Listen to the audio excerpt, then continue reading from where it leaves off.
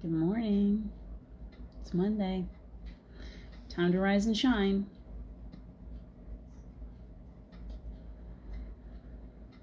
I'm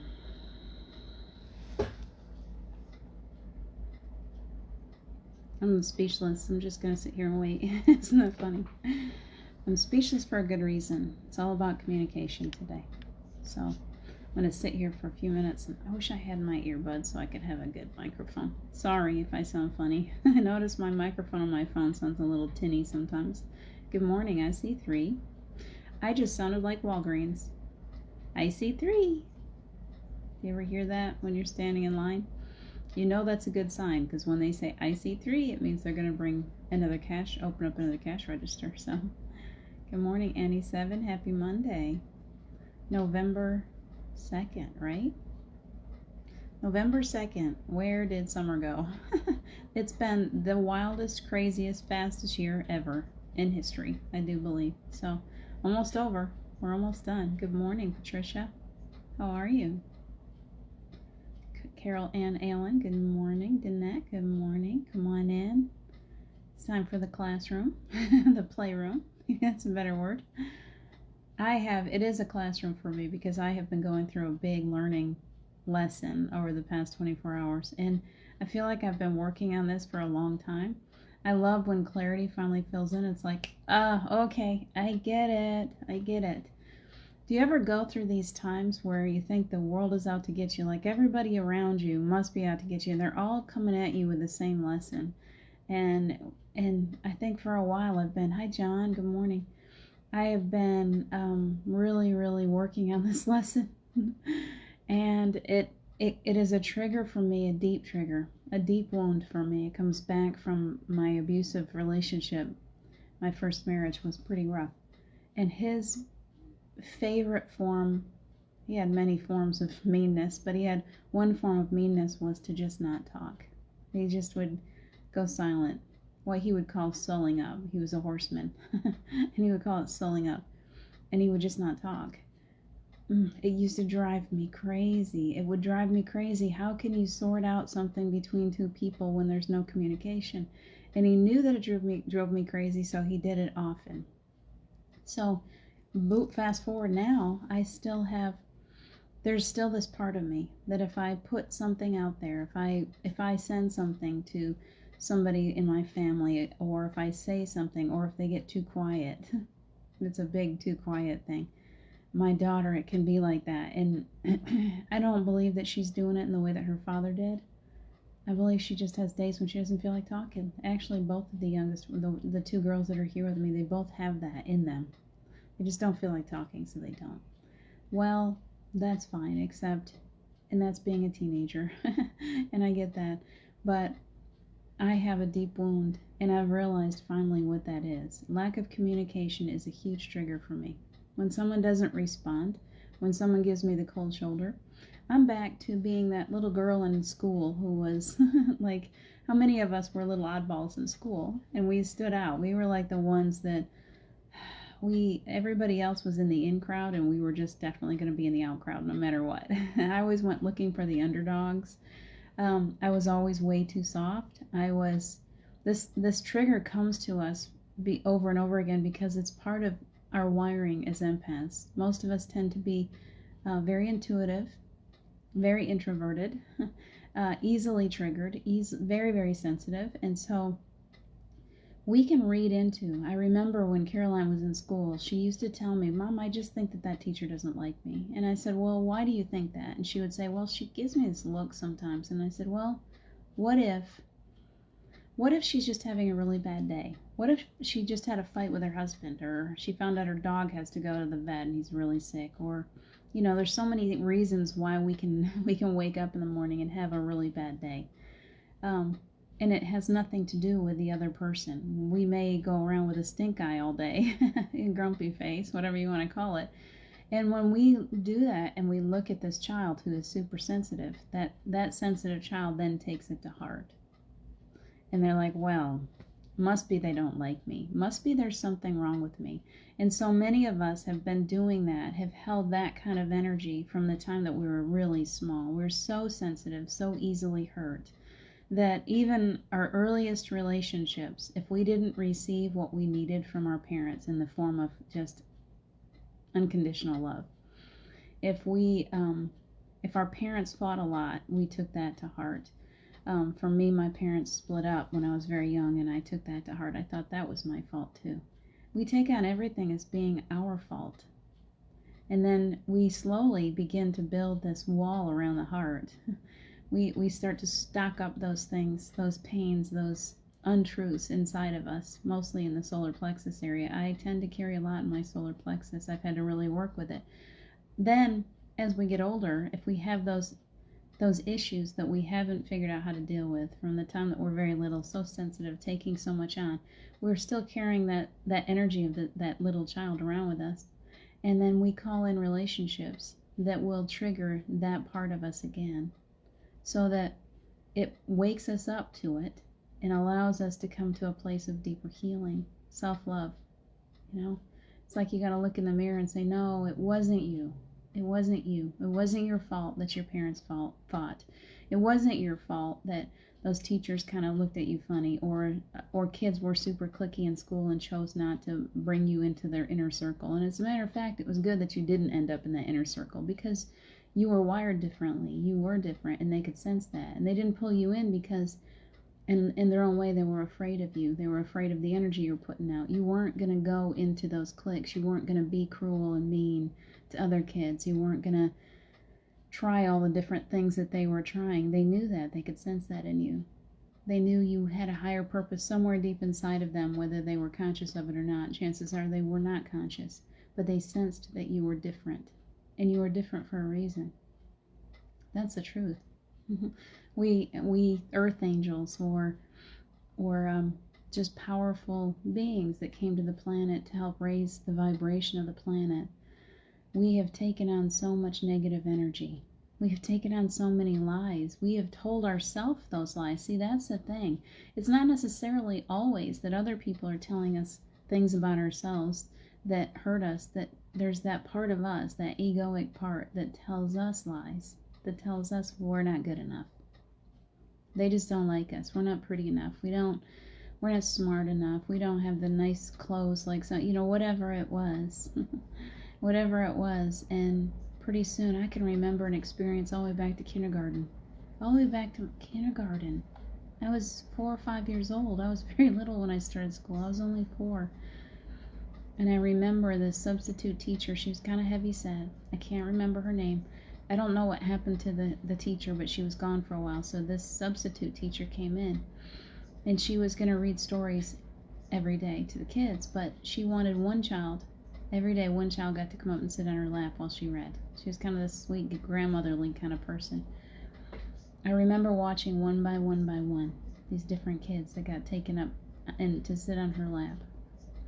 And I remember when it finally came where I was the only one left.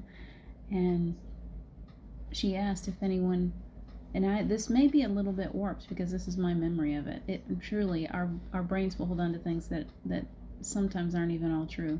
It was my perception as a 4 or 5 year old child. When it came up to my turn, I remember raising my hand like I didn't get a turn, and she just looked at me and she said, "No, I remember you having a turn." And she asked the rest of the classroom, "Didn't Diane get a turn?" And they all agreed, and I just sat there because I had been waiting so long for my turn to be pulled up to the front, to sit on her lap, to have that special time. And for whatever reason, she thought that I already did it. And I don't know for sure what that was all about. I took it internally as I'm not good enough. From the time that I was this wee little child, I just wasn't good enough. She chose not to have me come up to the front of the class. And so I carried that with me for a really long time. Things like that stay with us for such a long time that we put ourselves into bad relationships. Nearly 20 years of an abusive relationship because I wasn't good enough to expect anything better. Because I was so soft and he was very narcissistic and I had a great big bullseye right here. And I thought somehow it was more than just being treated poorly. I just felt like somehow I was going to fix this person. I was going to save him. So I stuck with him for a really long time, trying to fix it, trying to fix the pains that were inside of this person. There is so much. We are so sensitive. We are so loving. We come to the world like with this little tiny Wonder Woman, Superman cape on. We're going to come here, we're going to save the world. But we get to a planet that is not very inviting. It's kind of cold and difficult for us. And so over time, we continue. Many empaths will go to a place of they don't care at all anymore. They shut themselves completely down. I really believe that narcissism is very much linked to empathy. And I know people will argue with me on that.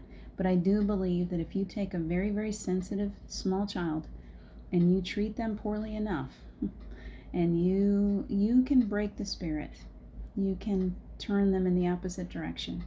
And I know this is true because I've had to deal with it with one of my children who is highly sensitive, who had two directions that he could have gone, and he still struggles sometimes with that narcissistic stuff. And yet he is a huge empath, powerful empath.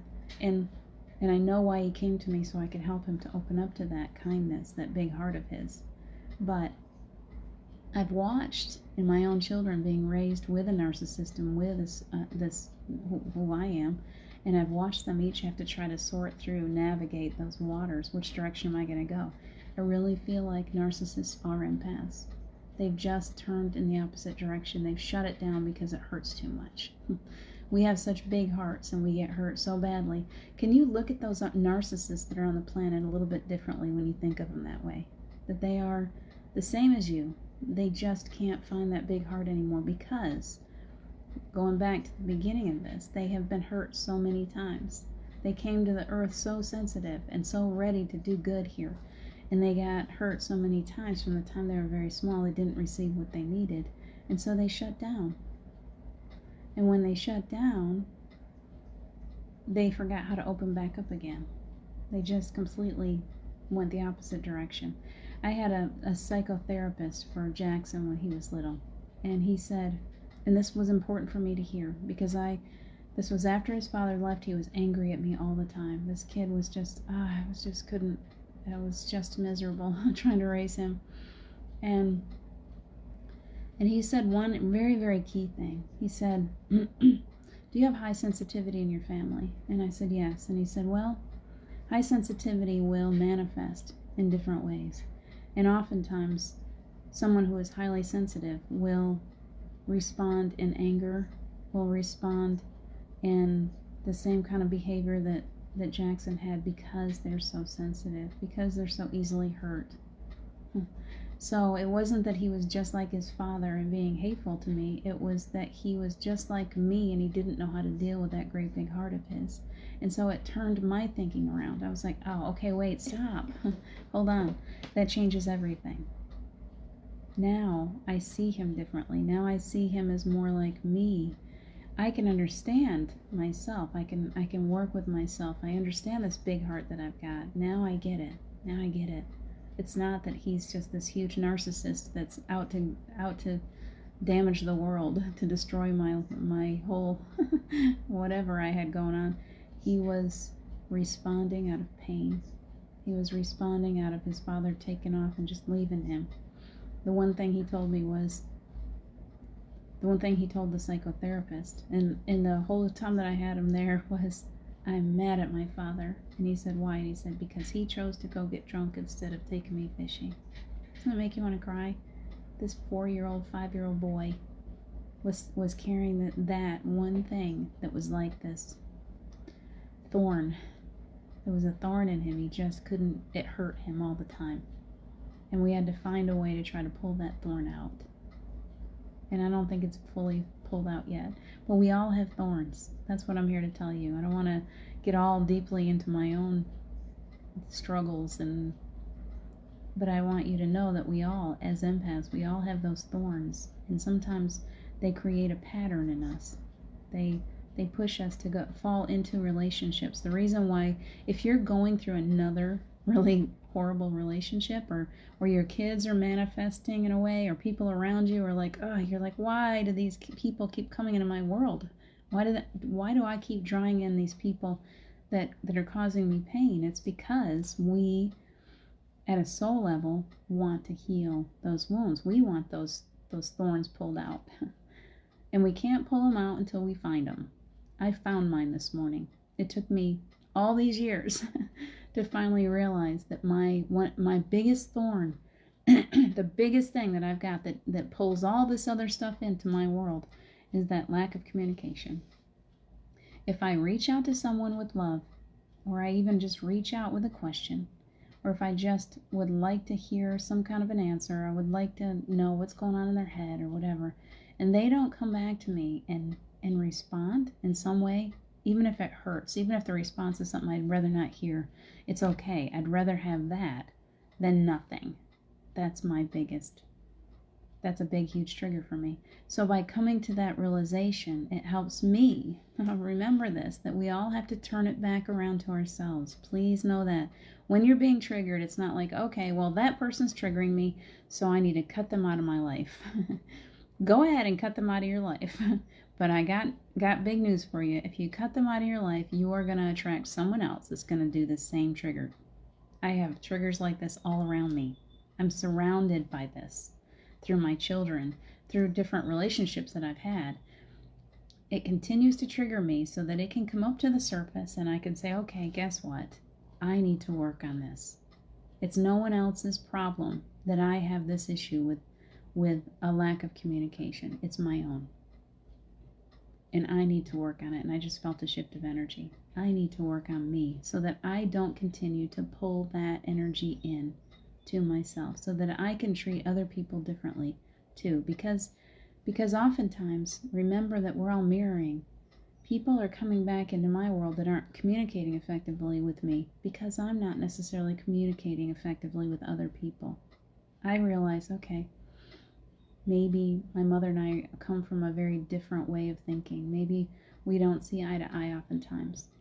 Maybe I need to spend more time communicating with some of these people, even though we don't see eye to eye. Maybe I need to stop dropping that ball so that I don't keep pulling that into my existence. Does that make sense? We have to put the mirror in front of our own spaces and say, what am I doing to attract this? That's the truth, and it's the most difficult thing in the world. And yet if we want to grow, and we want to release these triggers so that we're not continuing to get hurt, we have to do the work. So that's what I got this morning. I love when things come clearly to me and I'm like, oh, and then you guys are stuck listening to me. And I hope that you're hearing me this morning. I hope that it helps you to realize something about your own self, because this really is how we're all wired. And as empaths, we're wired like this, and it's amplified. And right now, in the energy that we're in, it's really amplified because we are trying to unload all of this garbage. It's time. It's time to really see this stuff. Hi, Charlie. Hi, Erica. Hi, Melanie. Hi, Luz. Hi, Angel. Hi, Danette. I think I got the rest of you. Hi, Julie. Hi, John. I think John was the last one that I didn't see. You guys have been busily talking. Hi, Marika. You've been busily talking while I've been busily talking. Hi, Jetta. Look at this, Tammy. Good morning. You guys are awesome. So, Patricia, I think I already said good morning to you. I think I'm caught up. So, off my chest. And I hope it helps you too. I'm in your head. I do that sometimes. I really open up. But please know that it's me trying to struggle my way through things. And as I'm going through it, I come to you because we're all in this together. We're all going through this stuff. Our angels, guides are all like, okay, somebody's got to give you this message. If you can't figure it out for yourself, somebody better give you the message. So I finally figured it out after some long conversations. Gerald Ann helped, and then I talked a lot to Jim, and then I talked to Caroline, and then this morning I woke up and I went, bing. Thank goodness I finally figured it out. Now I can heal it. You know, it's amazing when we finally get to the bottom of it. Good morning, John Stewart. Romper room, exactly. Didn't that? My stepson is like that. We sometimes feel rejected because he can only come over twice a month. So I understand that rejection is so hard. It is. You know, when you've worked so hard, here's the thing. My glasses are so crooked. It's time for a new pair. It's even more difficult, I think, when it involves our children, because I feel like I just love them, and I wish that they would know how much I love them unconditionally. And yet I can say, well, I love them unconditionally, and yet I get angry if they're not communicating. Well, is that being unconditional? It's like, I love you, but you're not communicating with me. Guess what? I just have to love them anyway. And I found something, and it makes me want to cry, is that I gave my 17-year-old, just turned 17, I gave him the space that he needed. He had a big argument with me months ago, and I wanted so much to be able to just say, okay, come on, we got to talk this out. I really wanted to just force him. And I think for years, his whole growing up experience, it's like, no, come on, I got to fix this. I'm a fixer. I think I've got to fix everything. So please talk to me about whatever's wrong with you so that we can try to sort it out. And he wasn't ready. And that's the thing with our kids. When they're not ready, and it's often when they're teenagers, their brains just, even preteen, when he was very young, he wasn't ready because he couldn't. He couldn't because his brain was not developed enough to be able to get to that place where he even understood why he felt so angry. And yet I wanted to, the psychotherapist wanted to, we all tried. The psychotherapist put him on medications that made him miserable. Everything was just messed up. And he came to a point where he was able to talk about it. Eventually, when I was patient, he came, but it didn't come without a whole lot of frustration. And just this weekend, he finally started talking to me again and started explaining to me what he's been going through because I stepped back. The hardest thing we can do in our relationships is not to push. It's just to be there. Sometimes all we can do is just pick up the pieces. At some point, they come back to us and we're like, okay, let me see if I can help you now that you're ready for me. But if you try to help someone when they're not wanting that help, and that is any relationship that you got, if you think that you can go out and fix people, you are completely wrong. First off, nobody needs to be fixed. And we're all just works in progress. We all just need to be allowed to work our way through things. And when we're ready to ask for help, we will ask. And maybe we'll never come and ask for help to you or to the person. But at some point, we'll continue to work on ourselves and we'll find the person. Our souls will keep drawing in that person that will eventually help us to work it out. So it requires us to just step back and say, wait a minute, maybe it's not my job. That's hard when you're a parent, but maybe it's not my job to help my kid through this. Maybe somebody else needs to help them through it. Maybe I need to step back. Yeah, it's a hard lesson. It's so difficult when it's your child. Trust me, it's so difficult. I love them with everything that's inside of me, every single one of them. And so for me to step back and say, I can't fix this, I can't help you through this, you don't want my help through this, and lay it down and just know and trust. Ask your guides, ask your angels continually for their help in any way, that maybe someone will cross this child's path that will be the person that they need. You can continue to ask for help for them. You can work with them at a soul level, but at a physical level, sometimes the best things we can do, the best thing is just to step back a little bit. Stop trying so hard. Yeah, stop trying so hard. We're all such perfectionists. We're all such fixers, aren't we? I don't want them to hurt the way that I did. Let me see if I can do something so that they can skip that step. Are we helping them by helping them skip their steps? If they have laid out a plan for different ways that they're going to come to their true awakening, and we come in and we keep fixing it and ironing it out so that they don't hit those difficult places, they don't awaken. They keep going through life in this 3D world, being miserable, working 9 to 5, and just busting their butts all the time and never fully coming to the truth of who they are, because we are working so hard to not let them go through pain. Isn't that true? So please know that with those that you love, the hardest thing we can do sometimes is to let go. We got to let go of them. We got to sever those cords. We can't let them pull us down, and we can love them. We just keep loving them until the day when they show up at our door and they say, like the prodigal son, I'm back, I'm back. And then you love them and you feed them everything, all their favorite foods, and you give them a big hug and whatever you do. But not until they're ready. Nobody can be forced to heal. That's the truth. Isn't it tough? It's a tough lesson. Never fit in, Danette. Join the crowd. Good morning, Tammy Fisk. You guys are great. Unconditional love to you all. Pray all having or about to have a lovely, blessed day. John, we are. Thank you so much for that. Hi there, Charlie. New perspective on my first marriage, just repeating the lesson from my father. We do, don't we? We repeat. I repeated my lesson from my father in my first marriage. Boy, did I ever repeat. For a very long time. And I had a whole slew of kids just like my mother. And then I had to raise them by myself for a long time. Just like my mother. We repeat our patterns until we decide to stop repeating them. We repeat the patterns of our ancestors until somebody stands up and says, okay, enough. I did. I stopped that. I finally said, okay, no more.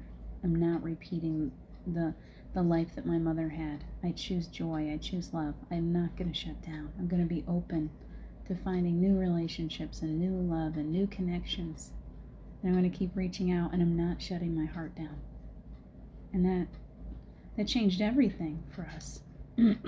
Steve changed everything for us. My kids experienced a relationship between two adults that was loving and giving, and we didn't fight and scream at each other. We just loved each other, even in the difficult times. Even at times when I tried to fight, he just loved me. And it changed us. It changed us. And when he got sick, he taught me how to fully open my heart to somebody else. I didn't until he got sick. He taught me through the hardest lesson I've ever had. I learned how to really love. See, these are the things that we have been through horrible pain to bring us to where we are. Our children, those that we love, they may have to go through some pretty rough times to get to where they want to be in life, spiritually, soul-wise. There's a reason why they've come here, and it may require a great deal of pain.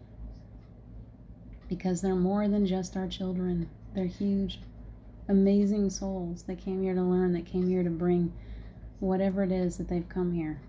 And can we step back and allow them to do that without constantly trying to indoctrinate them, without forcing them to sit and learn and memorize and try to be something because society says they're supposed to be it? Can we loosen up the grip a little bit and realize these ancient souls have come to the planet to save us all? If we let go a little bit and allow them to expand and grow and go through what they're supposed to go through, they're going to save us. That's the ultimate, isn't it? They're amazing souls. I didn't bring any baby soul into this planet. All 6 of my kids are old, ancient souls. Sometimes they make me crazy, but I know that they're more than just my children. I was only their way in.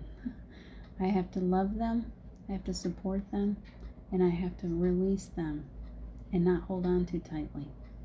And that has been the toughest lesson I've ever had, and I'm still working on it. Boy, am I still working on it. What else we got here? Really good enough. Thank you, John. I really appreciate all your encouragement. There's a part of me, this little girl part of me, and I know you're tapping into it, that can be very, very insecure. And that lost little girl of, just aloneness. I've spent so much time alone. So I appreciate the friendship and the connections between all of you, because you build that little girl up. She's like, okay, come on, you're helping her to come out into the world. So I really appreciate it. Melanie, your first marriage as well. Isn't it funny how we do this, how we bring in we didn't get what we needed from our fathers. Please know that if you're a father, if you're a little girl, little boys too, but little girls have a special relationship with their daddies. Daddies are supposed to show those little girls what to look for in a future mate. They're supposed to show them. They're supposed to love them, hug them. They're supposed to be good to the mom. And if they're not good to the mom, then that little girl takes it on herself and says, okay, well, I love my mother. She's everything to me. She was everything to me. My mother brought me life, gave me life, fed me, took care of me. And my father didn't take very good care of her. And it must be that as much as amazing as she is, that's all she, that's what I'm supposed to have too. Somehow we just take it upon ourselves that that's all we can expect out of life. So important for daddies to show their daughters. Really, truly, it's so important. I'm thankful. I'm really grateful today that for a second time I've been given a person in my life that is very good at being a loving father figure in my children's lives. It's true. Truly a blessing, because so many kids don't have that. Getting later. We got to do our meditation. I got a very busy day today. 20 years. Carol, what is it about you and I that we have lived these like parallel lives for so long? Because it was 20 years. I was actually married to him. I stayed with him from the time that I met him till the time that I finally got him out of my life. It was 20 years exactly. And then it really was. And then it took me 3 years after that to finally get the divorce through because he kept running away. He didn't want to sign the papers. So really 23 years that I was married to him, 20 years I was with him. Crazy, isn't it? You and I just keep going through this stuff. It is linked tonight. It really is. Hi, Angel. Namaste to you, Luz. I see that. Multiple times. Pull out my thorns, please. Erica, we'll help you find the thorns, and then you got to pull them out. You can have all the help. You got all kinds of angels around you, but our job is to help one another find the thorns in the first place. Oh, I got a thorn in my side. Somebody, I finally got it pointed out to me so that I could work to heal it. Because internally, the truth is not one of us can actually heal the other person. We can call on our angels and then call all kinds of healing energy in for each other, but if you're not willing to release that thorn, it's not going to heal. So you're number one where those thorns are concerned. If you're going to hold on to it, you'll keep it in your world. You keep repeating it. Okay? I love you too, Erica. Melanie, we're all just going through this crazy stuff together, aren't we? Julie, you're awesome. You are so welcome. I have some glare. Look at that stuff going on. It's crazy. I have this funny light, so. Erica, my daughter does not like to be touched when upset. My way of loving is giving hugs. She's going through a lot and does not want me to help her ever. So it's so hard, Tammy. It's so difficult because we're moms, you know. The natural instinct for a good mom is to reach out and to give physical contact, to hug, to hold. Let me hold you. When mine were little, they'd hurt their knees. You know that. They hurt their knees or whatever they do, and they climb up in your lap, and you just sit and rock them, and you hold on to them. And the whole world gets better because of mama's touch, you know? And then they get older, and they're like, nope, want nothing to do with you. Jackson was the kind of kid that wanted nothing to do with being held and cuddled by the time he was 10 months old. That's the scary thing. Is I nursed him until he was about 10 months old, and then he just literally refused. It was like torture for him for me to hold him and feed him. He was like, no, gotta give me a cup. I'm not gonna be held anymore. And he's been like that.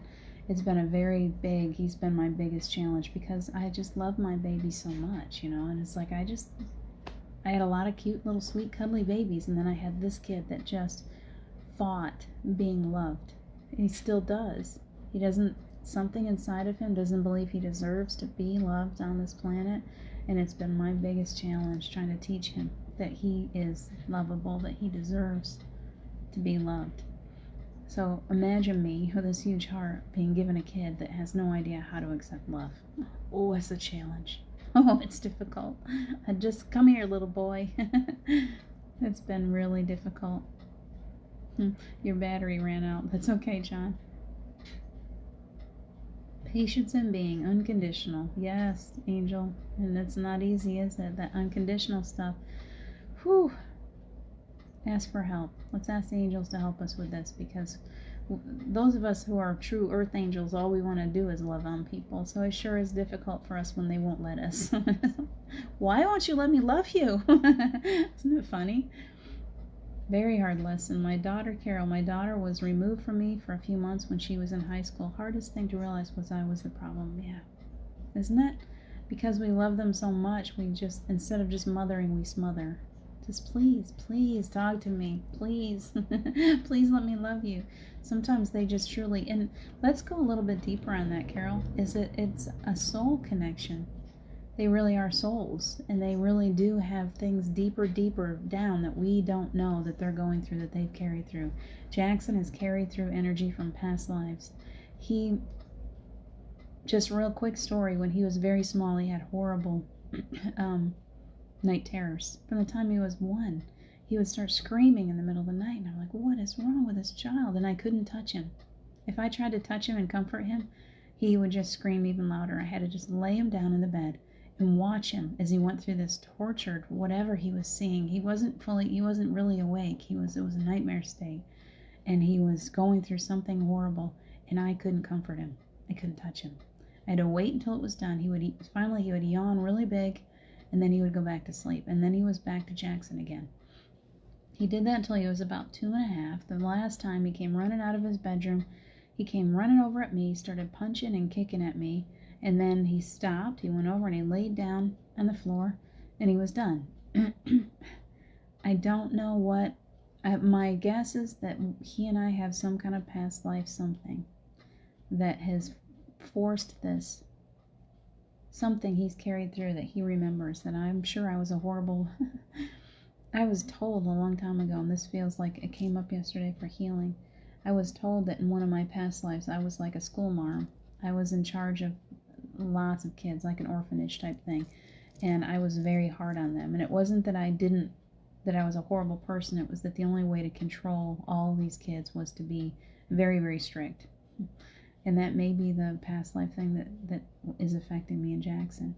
So I was told last night, I was given that direction to sever those cords and attachments, those connections to that past life that are still affecting me and my relationships in this lifetime can be severed and released. Isn't that interesting how we work? How we suddenly were like, okay, yeah, I'm ready to let that go for sure. That's not even this lifetime. And yet this kid has come through who is still being affected and haunted by some kind of experience that he and I have had in a past life that needs to be resolved. And he came back to me. This is how soul families work. We'll come back in. We'll keep on circling around each other so that we can work to resolve these painful things, painful experiences. So he's come back in, and here we are again. Here we are. We got to figure this out, whatever it is, so that we can resolve it. So interesting. I love all this soul level stuff. The more I dive in, the more I'm like, wow, that's really cool. Julie been through that with daughter and first husband. Yeah. John, it's not our job to change people. It's free will. We are all born with unconditional love, so it's up to individuals to use that. You are not a punching bag. You're exactly right. But moms have an energy. It's easy to say that, but man, that mother energy is so strong and so protective. Mama bear in me is like, ooh, I'm a crazy mama bear to protect my kids. So that is a very difficult thing for me to let go of. Like those northern lights, like the northern lights. That was awesome. I'm going to have to watch. Okay, we get sometimes love lecture gets us nowhere. Exactly. Just tuned in. Hi, Deborah. My dude will watch. Okay. Interesting. I could not be cuddled as well, Melanie. Interesting. He is high on the autistic spectrum, and at least that's what I was told. But I think that it's not autism. I think he's got some deeply unresolved past life issues. We both do, that we need to work through. So I know for me and him that we need to really begin. I need to be working with him at a soul level to try to release whatever this is. Charles in. I love you too, John. I love all of you guys unconditionally. Isn't that what's amazing is as we're meeting each other, we just have that we're able to love each other that way. So thank you for that. Okay, I think I got to the end of my speech this morning. I can feel the energy start to move. It's time for us to go ahead. I have a very busy schedule today. Any of you that want to get in on the Operation Joy, the Christmas and the holiday joy that we're experiencing, that we're spreading now. We're doing a Zoom meeting this morning at 11, so I don't have a lot of time. I got to get done, and I got to have time to walk that doggy before it starts. Maybe grab a little breakfast, so I don't have a lot of time. So let's go ahead and if you're not in it yet, sign into Operation Joy. Ask to join that group. I'll put you in the chat group. You need to be in the chat group to get the link, so that's very important. I got one person that doesn't want to be in the chat group. I got to send her the link. I got you. Just reminded me of that. I don't think she can be there today anyway. I'm just busy today. I'm sorry. I'm processing. Let's go ahead. Let's call on the angels for some peace. We need it. I need it. Feeling them entering the building now. Come on in. Archangel Michael's my best friend. Come on in. Encircle each person here now or in the future that watches this with a beautiful protective energy. Keep them safe. Let them shine brightly. Calling in all the angels and guides that can help us today from each one of these people. Beautiful souls. If you have loved ones that you'd like to join us, whoever is here for our highest of good, we're completely protected. It's okay to call them in. Let's go off into a little adventure. I'm seeing the ship. I'm seeing the pirate ship, so let's do it. I would love for us to take a deep dive today. So we're going to go out on that pirate ship together, and then we're going to jump into that water as soon as we're ready. Cat hair. Okay. So go ahead and get your feet planted firmly on the earth. Feeling that beautiful energy around us already. What do your angels feel like? Can you feel? Can you sense that? Melanie, I want to know if I've seen you experience this beautiful energy of the angels. And that does not feel threatening, I hope. I hope that in that the angels are able to come and draw in closer to you. That it's not that sense of, okay, stay away from me kind of thing. That it's like resolved. Those things that you brought through that you needed resolution have been resolved, and that you can find that beautiful love. It comes through tough lessons, doesn't it? When we finally open up to love, we finally allow ourselves to be loved.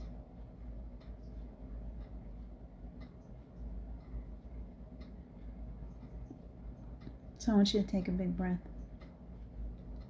Take a big breath, pull this loving energy in.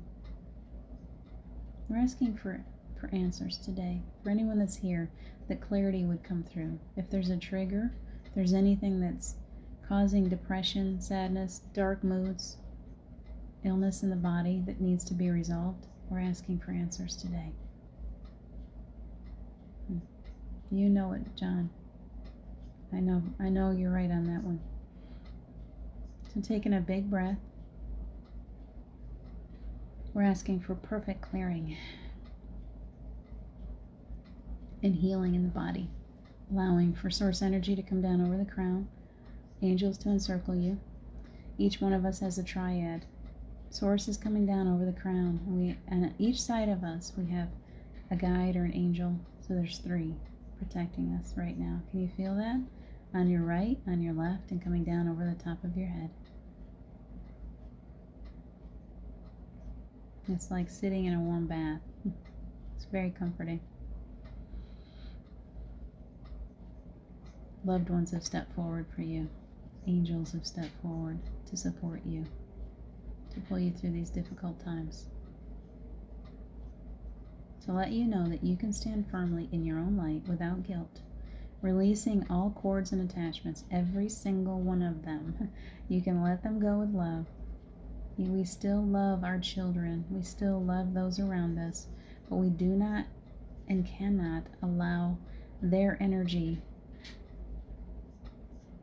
to pull us backwards right now. We have to keep moving forward. We're here for this. This is the job that we've agreed to be here, to raise the vibration.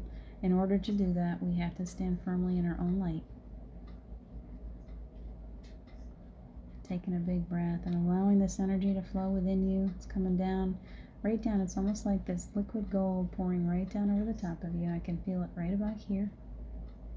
So as you're sitting here, let's enjoy some imagination while we're letting our teams come in and clear out our energy fields.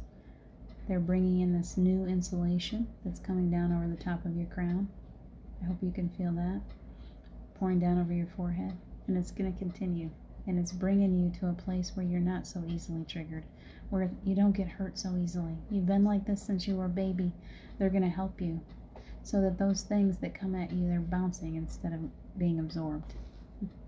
They're not coming in. They're just staying on the outside. You can acknowledge them, but you don't have to allow them to hurt you. So still coming down right over the forehead, over the eyes. It's very interesting the way this feels. Allow yourself to be on that pirate ship today. Just go ahead and climb up to the crow's nest if you like. Walk the plank if you like. I want you to see. I want you to use your imagination as a child. What would you like to do on that ship? There's some hammocks to swing from. There's lifeboats. You can throw them in. There's dolphins in the water. And there, I see a few mermaids and whales. Oh, I'd love to swim with the whales for a while. So I'm going to jump in that water, and I'm going to dive so deep today. I want to go down, way down deep into that water. The deeper we're willing to dive, the more healing we receive. So you do it your way. You can do a cannonball. You can jump straight down in. You can dive, whatever you like to do. You can climb up to the highest space and jump off of that. Do you know how the ships have those huge sails? If you want to climb up there and walk over and jump in from there, do some kind of a somersault in the air, whatever you'd like to do. Find your way into that water and go as deeply as you like. It's warm and it's healing. You can look for treasures, caves, whatever you'd like to do. For just a little while, relax your body completely. Releasing all cords, releasing old soul contracts, releasing that karma from past lives. Any kind of cords and attachments that are not even from this lifetime. I'm asking for myself and for all of you that anything that comes from past life history, any wrongs that I've ever done in a past life that have not yet been resolved, I'm asking for forgiveness and I'm asking for release from those energies. And for all of my children. And I feel that release moving right on up. That's beautiful. Let yourself feel that love. Let yourself feel as if you're buoyant right now. It's lifting you. Lightening your load.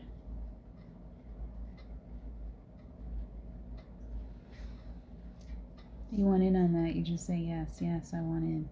I want to be released. Whether I know exactly what those situations involved or not is not important. The only thing that's important is that I am ready to let them go.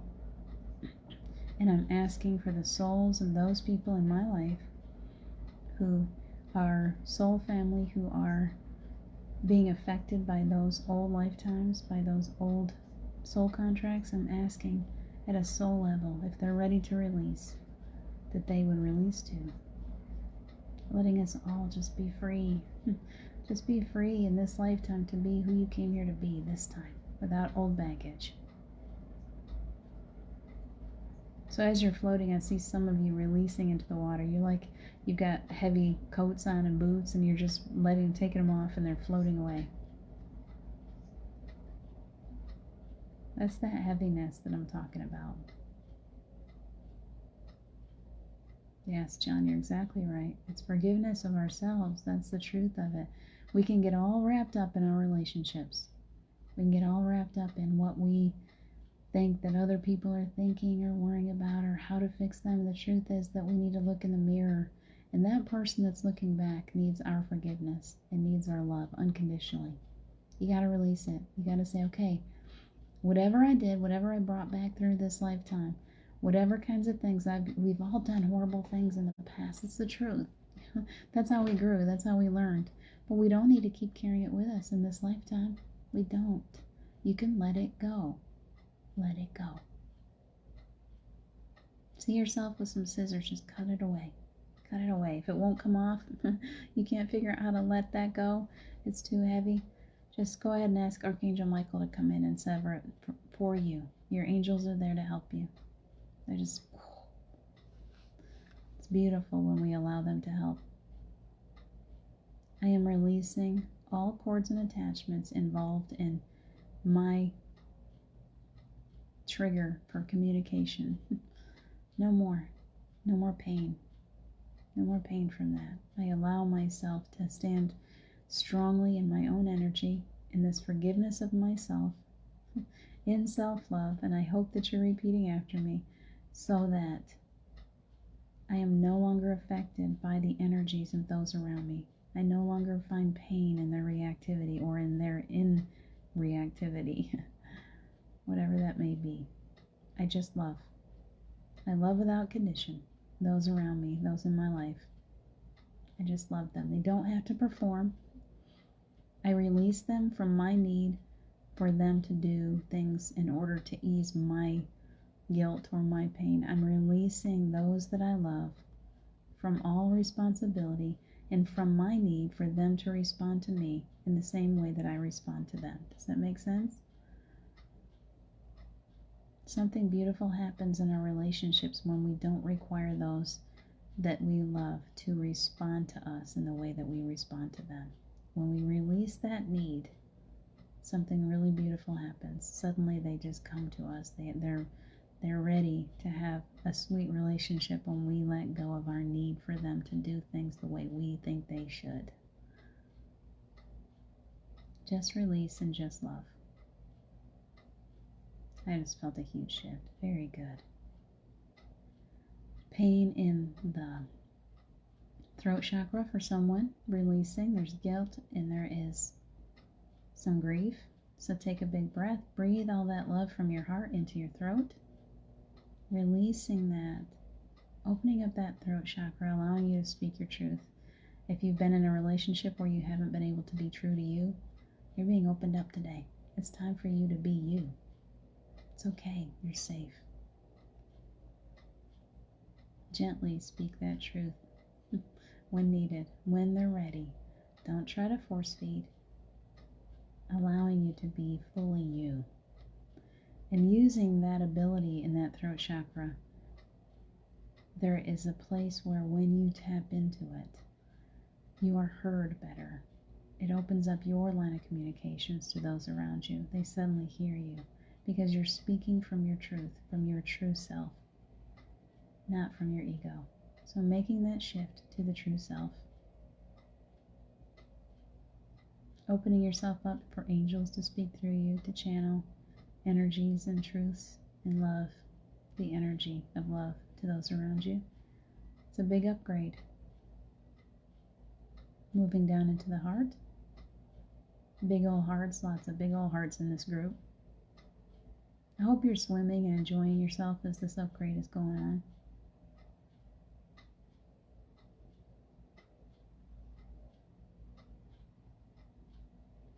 It's a healing to the ego. And the higher self already knows. The higher self's already got it all figured out. Your higher self already knows how to effectively communicate with those around you. But the ego is different. The ego gets lost and sad and hurt and broken. And that ego needs healing. So we're pulling the ego into alignment with the higher self right now. Come on, little ego. You're so much more than you think that you are.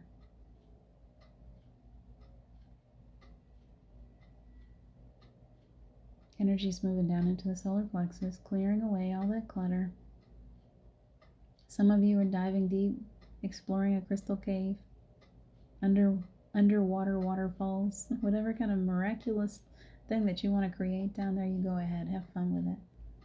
As long as you're allowing this healing is taking place as you're enjoying yourself.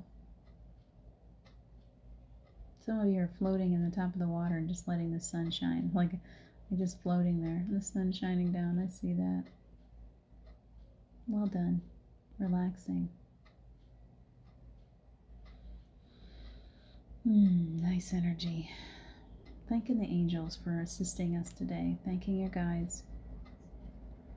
Down into the root chakra. Opening you up. There's so much creativity flowing right now. New opportunities. It's come all the way down through your sacral chakra. Clearing away those old relationship issues. Take it away, take it away, take it away. We're ready to release all that.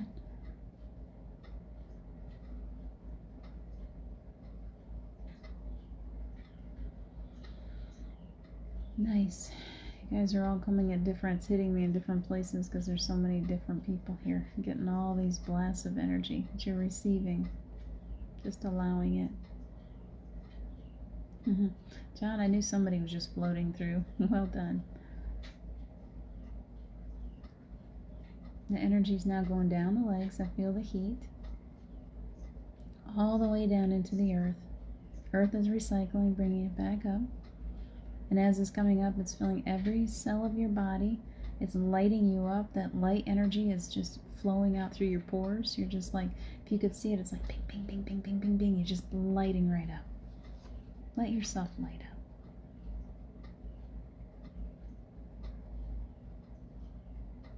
Let that light shine. Don't hide it anymore. You get to be you this time. This is an important life for you. Don't waste it. Be you. Please be you. We all need you to be you.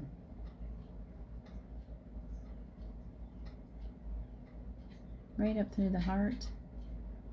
And back up through the throat. Taking my breath away. It's so strong. Right up into the third eye. Clearing you away. Allowing you to see your truth. Feel the energy of you right now. That beautiful love that's flowing through you. That is you. We like to give the credit to the angels, but truly they're just showing you who you really are.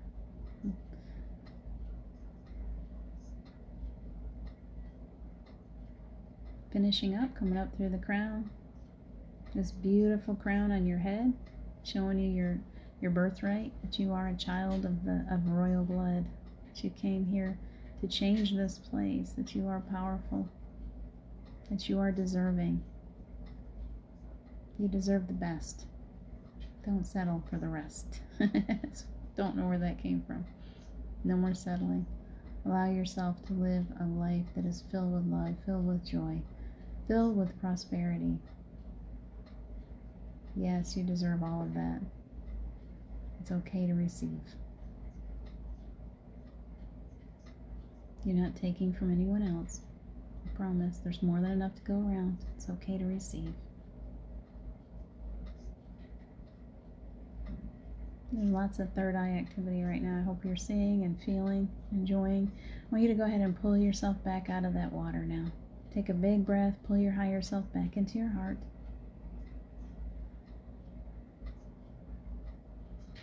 Angels all around you, surrounding you with protection, allowing you to shine your light today without feeling compromised at all. They are taking care of you, each one of you. You are safely wrapped up in this bubble of protection. Nothing comes in, nothing goes out without your permission. Beautiful meditation. Thank you for joining me. Any cords that are going from any one of us to each other today, let's go ahead and sever and release them too, so that you can stand firmly. Ooh, I felt that lightning. You're standing in your own energy field now. Just you. With love. Sharing that love to one another. You are so welcome. I love you too, Erica, truly. Good. Kundalini. Yes, we got that Kundalini going. You're exactly right. It is beautiful energy. Well done, John. Beautiful. Take good care, Julie. I gotta get on. I gotta go get that dog for a walk before our meeting. Please have a good day today. Enjoy yourselves. Happy Monday. Do something good for you today. I love you so much. I will see you again tomorrow morning. Moose, I'll see you in a little while too. You are so welcome. Namaste. Talk to you soon. Bye.